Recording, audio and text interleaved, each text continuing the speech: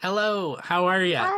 Hi, how are you, John? How is everyone out there in Cosmic Waveland? It's good to see you. Yes, it's lovely to see everyone. Our theme today is living your cosmic purpose, embodying your highest potential. And John, it's interesting because in the last episode, we started touching on this concept of living in alignment so that you can actually live the life, the full potential of your life and fulfilling your purpose. So for you, what does it mean to be in alignment with your purpose? So I've talked a lot about this throughout the podcast series that we've been doing. It's like that feeling.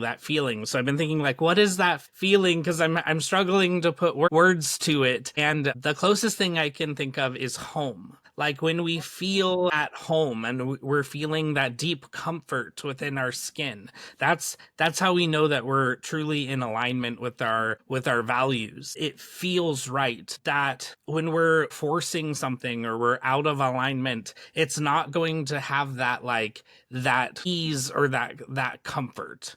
um so to me, when I'm thinking about living my life in purpose, it's also about feeling that energy of home wherever I go. I want to make sure that I'm in alignment with that feeling, and I know that it feels right. And as I evolve and as I grow, that feeling comes along with me. And that's how I know that I'm showing up fully authentically. So I'm going to interrupt just for a second here. That is so beautiful, and I just have to say that that hit so powerfully for me because, as you know, in my personal life, as someone who is sort of in this little state of sort of flux between is home in New York or is home here in the Pacific Northwest, where you're in a state where I physically have a place to live in both places and have been going back and forth between the two, and I'm moving more towards one. But when you're in a state of uncertainty, can you be in alignment when you are in that state of uncertainty? When you're like, okay, I'm going to write this book, I'm going to sit down, I'm going to get this chapter done, and this is going to happen, and then I'm going to make a deck, and I'm going to do that, and all of these things are flowing. Yeah, you feel the alignment.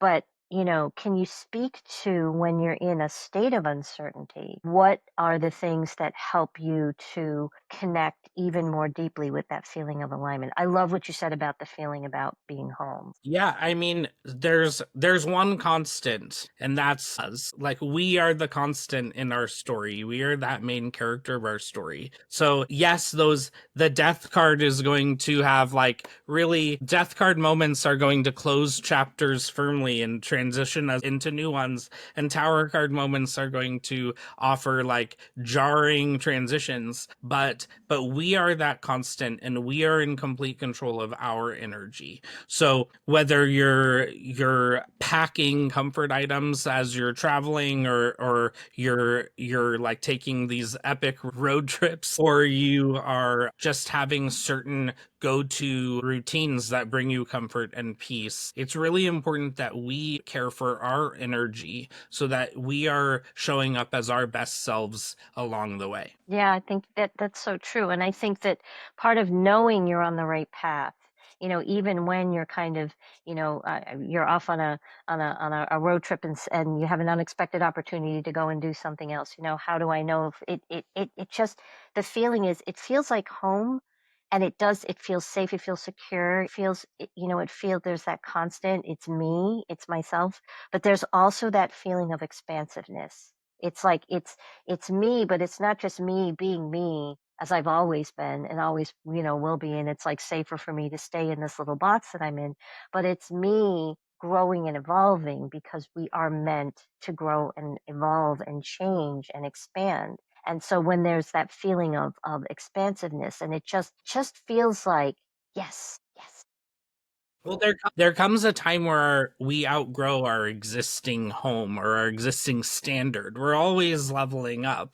So just as a caterpillar transforms into a butterfly, or some insects like shed their skin, or snakes will shed their skin to grow, our home is ever evolving alongside us. So we definitely do not want to be stuck in some sort of comfort zone that limits our potential. Yeah, absolutely. And so interesting you should mention snake because we are actually in the Asian Lunar New Year of the snake. And the theme of this year is the shedding of the skin. It's the shedding of the old. Snakes, their skin doesn't grow and expand like ours does. And so as we grow from like a little infant, into a fully formed adult, the skin stretches and grows with us.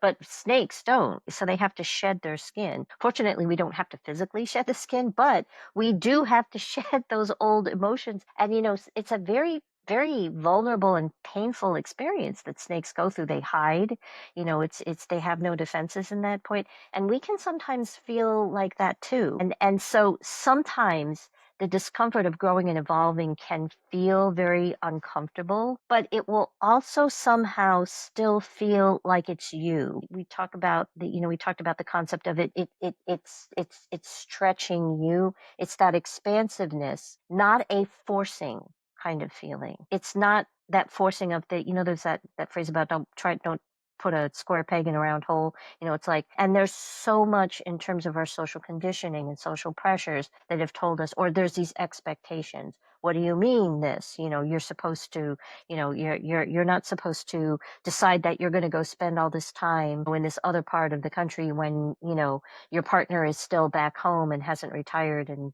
hasn't decided if they're going to retire. And I'm like, well, what am I going to do for all these years? I'm going to go live my life. But the expectation is like, what are you doing? This isn't the norm. And I'm like, well, they're welcome to come out and join us. They have a job where they can work remotely. They could be out here and working remotely and enjoying this adventure too. So it's allowing that space and creating a sense of boundary between where is the expectation, where are you making choices on the path. I guess what I'm trying to say is that sometimes we think we're in alignment because we're doing the things we should do. We're doing the things that are expected of us, and that phrase, I remember a teacher that I had when I was younger, our yoga teacher, because, when you're doing yoga, and it was very basic introductory yoga, but looking at, the girl, my best friend who was a gymnast who could like basically yoga herself into a pretzel, and I was not anywhere near quite as flexible. And she's like, don't should on yourself. Should I be looking like that? I remember asking, I said, should I be able to, bend my leg up this way in this position? And she looked at me and she said, don't shit on yourself. And for a second, I thought she said, don't shit on yourself, because it sounded like that. But I thought that's exactly what it is. I should be doing this. I should be doing this. If you're changing the question from should I be doing this to am I meant to do this? Is that meant for me? That seems to sort of, and I think that, that's one of the ways where, we can, to help us clarify that, we can connect with our angels, using angels and, in my case, other tools, astrology. So for you, I know you work a lot with angels. And how is it that the angels help you to define and help you understand that you're living authentic? So the angels are constantly present in my life. They're constantly guiding me through signs and synchronicities. There's not a day that goes by that there's not like a special license plate that I see, or a billboard that's like in alignment with what I've been needing to hear. Angel numbers are another one. So opening our heart, minds, and eyes to the signs, whether we believe in angels or not, just being aware, you'll be shocked how many little pennies you find, or feathers, or TV commercials will resonate. Songs will pop up on the radio. So just paying attention to those signs will surely lead you in the right direction. And also paying attention to the way things feel. Like if it feels forced, then it probably is. But if you feel like it's natural, even if it's out of your comfort zone, if it feels natural, then you know that it's coming from a place of authenticity and in alignment with the angels. Definitely, if you're choosing to stay stagnant, like I was talking about earlier, like staying in your little comfort zone, the angels will continue to put pressure on you. Like that feeling of staying will start feeling more and more uncomfortable, and you'll start getting bigger and bigger signs kind of guiding you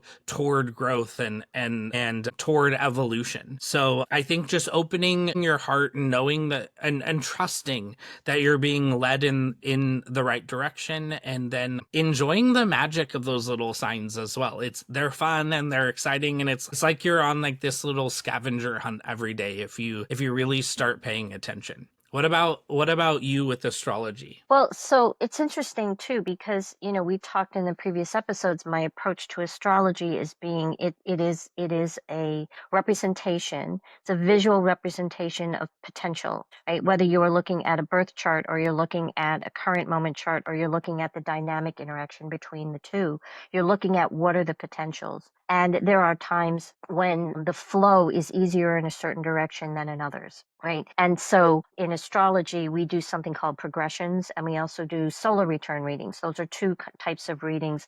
Solar return readings are basically if we have this whole thing, this construct about the new year startings, and there's actually many ways to start the new year. We have a friend in one of our other groups who has just introduced us to the rhythms of the Mayan calendar, and the Mayan New Year just came in. And they actually have multiple times, in different cycles where this cycle renews or that cycle renews. So for me, I believe that everyone has a personal new year at the time of their solar return. That's the start, that's the starting point. And it doesn't necessarily mean you have to sit down and make New Year's resolutions, but that's a really good time to sort of connect and tune in, and get a reading with someone, who can take a look at your chart and say, oh, what are the potentials of energies that are here? Myself, I sort of track things. I really try not to get so wrapped up in the astrological connection that it becomes a superstition. There can be that, it's, oh, Mercury's retrograde, well, it's an interesting note. There are planets that spend 2/3 of the year retrograde. We don't talk about them. Venus goes retrograde every 18 months. Mars goes retrograde every 2 years, but Mercury, bears the brunt of it because Mercury goes retrograde more often. To me, the symbolism of Mercury, it's understanding the rhythm, right? It's knowing, okay, so Mercury retrograde does not mean it's time to go into your blanket fort. Our favorite professor would say that's when Saturn goes retrograde. Although I was born with Saturn retrograde, so I feel differently about that. But those are big life changes that happen then. But if you understand the rhythms and working with those, and for people who are interested in it, there's many ways of connecting with someone who can guide you in getting a reading to have that done. I do them. You can sign up for readings on my website. But it's just understanding that it's just symbolic of natural energies. So I also like to think about astrology also reminds me to pay attention to the seasons, the solstices and the equinoxes, the new moons and the full moons. Every 20 to 29 days, we have a new moon. We have a new beginning. We have a new way of starting. Every, 28 to 29 days, we have a full moon. We have an opportunity for releasing. And most calendars now actually have the new moons and the full moons there. You don't have to know what sign it's in. You don't have to know any of those energies. You can just say, new moon coming up. I can set new intentions.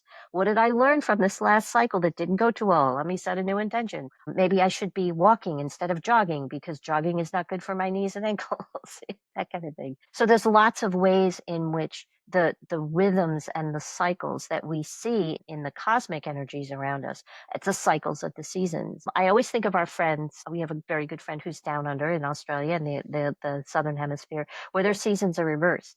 So when I do my astrological work, I try not to refer to it as the spring equinox or the summer solstice. I refer to it as the Aries equinox or the Cancer, or the Aries equinox and the Cancer solstice, so that I'm not saying spring and summer because there's a whole population of the planet for whom the seasons are reversed, but yet they still have the seasons. And so it's that connecting with that natural flow. To me, you just look to nature to see the natural cycles and to understand what is my natural cycle. When are my key times? I have certain times of the day where I'm more able, it's easier for me to write and focus. Other times when I'd rather do mundane chores. And I don't stick to that, really strictly. But sometimes if I'm struggling with something, I'm like, oh, you know what? Late afternoon is really not the best time to try to sit down and write this. Let me write, either after dinner. Sometimes I'm a night owl, or let me leave it till, I don't want to put this off, but my brain works better for this type of writing in the morning. I'll do it tomorrow morning. So just paying attention to those natural cycles, that really helps. And astrology is part of that. So That's awesome. for you, what daily habits What are the parts of your daily routine that you use to sort of help you stay in alignment? Well, you mentioned the moon cycles, and definitely Yasmin Boland has gotten me in the habit of every full moon I journal and I do release rituals, and every new moon I set my intentions and I do rituals there. Ritual is has really been important in my life, whether it's candle magic or other little rituals like mirror work or other like witchy things. But those prioritizing those and putting them into my routine really keeps the magic alive in my life and has become really important. Daily, I would say like I start every day with a positive affirmation and with some gratitude work, and that has really infused my life with magic and meaning. And I also encourage everyone to regularly check in with their energy. I think too often people get lost in their to-do list, or they get lost in their projects at work, and they realize, oh no, it's like 3 p.m. and I haven't eaten yet, or I haven't drinking water. Like if we regularly check back in with our energy, and we assess whether we're aligned with love or if we're aligned with fear, we make sure that we're present with healthy habits, and that we're present with our highest good, then we'll be surprised at how much magic appears, the synchronicities, the unforeseen opportunities. Like, life is magical, and it's possible for us to align with that magic. What about you? Well, what I love about what you're saying, that the concept of bringing in that magic, is that that it's, it's very easy to sort of get caught again, even in the concept of spiritual practice. I have to meditate, I have to journal, I have to pull my cards, I have to light my candles, and it's very easy for that to become kind of this structure that isn't feeding us, and it's bringing in that magic. It's seeing it not as something that I have to do. It's, yes, these are helpful things, that all of the things that are in the daily intentions. I start my morning with an angel prayer to connect with my guardian angels. I do not put my foot on the floor and get out of bed until I say that angel prayer. Some mornings I have to say it really fast so I can run to the bathroom and take care of that. But that's a piece of it. I do my gratitudes at the end of the day, at night. I have certain things but I'm doing them because they nourish my soul. These are the things that in the morning when I connect with the angels, it's that reminder that I am not alone. I'm never alone. Even when I am in a really crappy motel in the middle of nowhere after having driven 9 hours through, strange snow in the dark or whatever, I'm not alone. And that feeling, and in doing that, I feel the presence of my angels with me. I feel that, so that if I'm in a moment where I'm like, what's going on? I just need to feel my angels. I can feel it. I know what that feels like. It's like when you're thirsty and you take a sip of water, you know what it feels like to have your thirst quenched, right? If that is something that you are in the habit of doing, but then you also get into the habit of realizing, wait, I'm really thirsty. Instead of getting really thirsty, I should drink more water. And then you do better at staying hydrated. It's one of those issues my nutritionist is always on to me about. So these practices, what I love about it, the magic, it nourishes your soul. And you have nourished your soul, when you've nurtured your soul, that is, when we talk about self-care, yes, if you're tired, you take an extra rest, you take a nap, or you eat well, but this is also part of self-care, nourishing the soul, nourishing the spirit, so that you are feeling that connection with yourself. Again, we talked a couple episodes ago about the importance of the relationship to yourself. So whatever it is that you can do, for me, if I need to spend time out in nature, here in the Pacific Northwest during rainy season, people think it rains all the time. There can be periods where it rains a lot, but there's also a lot of times where the sun comes out, sometimes for 10 minutes, sometimes for 20 minutes, and you're like, okay, drop everything and run outside. Go for a walk around the block before it starts raining again. But whatever those things are, spending time in nature, spending time with the people that your family of choice, and laughing, watching a funny movie. If you are feeling a sense of sadness, watch your favorite sad movie that makes you cry. If you don't want it to be, too intense, Disney movies. There's always some moment in every Disney movie where I cry. I'm on planes watching it. I'm just like, it's okay, just allergies, you know. I like to watch Disney movies on plane. They help me. They help pass the time. But when our soul is nourished, it is easier for us to be in alignment, to have that feeling you talked about, to feel what it's like to feel at home, to feel what it's like to be in alignment where I'm at home, but I'm also expanding and I'm also growing and I'm also evolving and becoming the person, the human being that I am meant to be. Yeah, and one thing I want to mention is like everyone needs to give themselves grace. Like there are definitely going to be days where we forget to check in and we're feeling exhausted at the end of the day, or maybe we didn't set boundaries and we were treated poorly, or we forgot to drink our water. Like we're human, we're going to make human mistakes, but we always have a fresh opportunity when we make that realization that, oh, we're out of alignment. We have that fresh start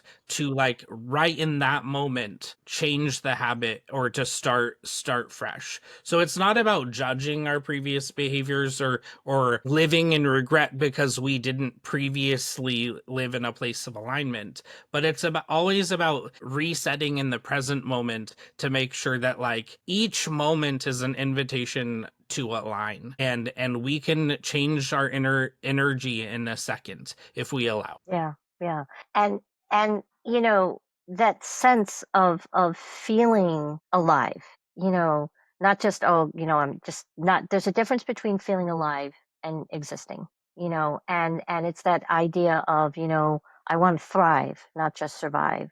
And these are challenging times. Let's be honest. These are challenging times, and there is a lot that we are all going through and people around us are going through. And there are big challenges that humanity is facing right now, but we are still here. There's 8 billion of us that have signed up to be here at the moment. And so these times are really calling us to not allow ourselves to be pushed and pulled in so many directions. I think one of the most beautiful things someone had said recently in a group session that we were in, and I've heard this, you know, many people repeating this. There's the Dalai Lama talked about, somebody asked him, and I had the opportunity to see him speak in person once. It was amazing and life changing. And a young man asked him a question about suffering, and he said, you know, suffering. We talked about this in the episode about shadow and light. That suffering is a part of the human existence, and the difference between to address suffering. The difference with compassion is that the compassionate person takes the action to alleviate the suffering, to address the suffering without taking it on. So we cannot all save the world. We cannot all save everyone. Sometimes we're in a state where we're so far out of alignment that the only person we can save is ourselves. And like you said, give ourselves grace for being in that place. That's okay. You know, for people who are in that place, then do what you need to do to save yourself. And then also reach out to others and to say, you know, I need support, I need help. Can you, you know, lift me up here? You know, I'm struggling with this. And to sometimes hear that other people are also in that same place. And all of a sudden, that struggle when you suddenly realize that a bunch of you are all dealing with the same thing, different circumstances, but the same feeling, suddenly we all feel lighter. We've moved to that energy. One of our mentors, Dougal Fraser, always talks about moving energy. Living in alignment is the process of living in alignment is understanding it's not static. This is an ongoing process. That it's an unending cycle. The ebb and flow, you know, the ebb and flow, you know, expand and contract, you know, or expand and integrate, not so much contract, but expand and integrate. There's the times of growth and expansion and the times of evaluating and reassessing. There's there's a time, you know, that you know, to everything, turn turn, there's a season, turn turn, that song that was so popular and still is. Letting ourselves be in that very dynamic state of constantly, you know, knowing that it's not static. It's not just the healing is in layers. So alignment is not like, okay, I got it. I'm in alignment and I'm just going to stay in alignment. And then you get in your car and someone cuts you off in traffic and then you're like, I am not in alignment anymore. So It is a fluid experience. But if you have the practices and whatever those practices are for you as an individual personally that work for you, if you have those practices, you can come back to those to help you. Like you talked about, what you do at the new moons and the full moons is a set rhythm that you can come back to that, I'm sure that there are times when the ritual might be something you just write down a few things. And then there may be times when you're like, I need a new notebook. Yes. And a lot of it is just the acceptance of that. We are remembering also, this is a big one, remembering that we are a divine spark having a human experience. We are a soul having a human experience. And when we talk about, becoming the person, the human being, it to become the human being you're meant to be is to express as much of that divine spark through the person, through the humanness, through your humanness as you can, expressing as much of the divine spark through your humanness as you possibly can in them. I love that. Yeah, I think when I think about connecting to that spark, I'm reminded about how important it is to prioritize our joy and our happiness, and to prioritize the things that fill our spirit and that light us up. And yeah, that's very important. So thank you. And the other thing, I think I keep coming back to this because I think that's I know so many people who are on a spiritual path, and just so many people who just in life in general, who really are out there doing the absolute best they can, to be on the path, to follow their journey, to fulfill the mission that speaks to them from their heart. If I just keep coming back to this message that wants to come through, remember, you are not alone. The universe, the creator, will meet you halfway, more than halfway. And if the universe is going to meet you halfway, then you don't have as far to go as you think you have. You think, I've got all this to overcome. But if the universe is going to meet you halfway, the divine is going to meet you halfway, because the divine's like, I already know the path. I know how you're going to get there. You can choose this way or that way, but I know ultimately, I know you're going to get to where you're meant to be. And the universe is going to meet you halfway. And it's just remembering that, it's the joy is what helps us to stay out of the sense of struggle and to embrace it as an adventure. As I say, I am always identifying as a cosmic adventurer, and it's the adventure of riding these cosmic waves. I mean, this is a year full of lots of waves. When we came up with that title, I thought that's just so perfect. But like a surfer, that surfboard, the surfboard that you're on is your faith. It's that solid, it's that, the upstanding, and knowing that there may be times when you don't quite catch the wave right, or maybe you fall over. I talk as if I'm surfing, and I've only ever been surfing once. But some of my favorite people in the world are surfers. But it's riding the energetic wave, with that faith that, if you go under, you're going to come back up again. And the universe is there to help meet you halfway. That's beautiful. Well, Deborah, we did it. This is the end of season 1 of Cosmic Wave. So everyone stay tuned for season 2. There will be another. And yeah, I'm gonna miss talking to you. Well, we'll just have to find an excuse to connect. But yes, this has been wonderful. Thank you so much for sharing this beautiful experience with me. And thank you, everybody out there watching. We hope to see you again in the next season. Yeah, we'll see you next time.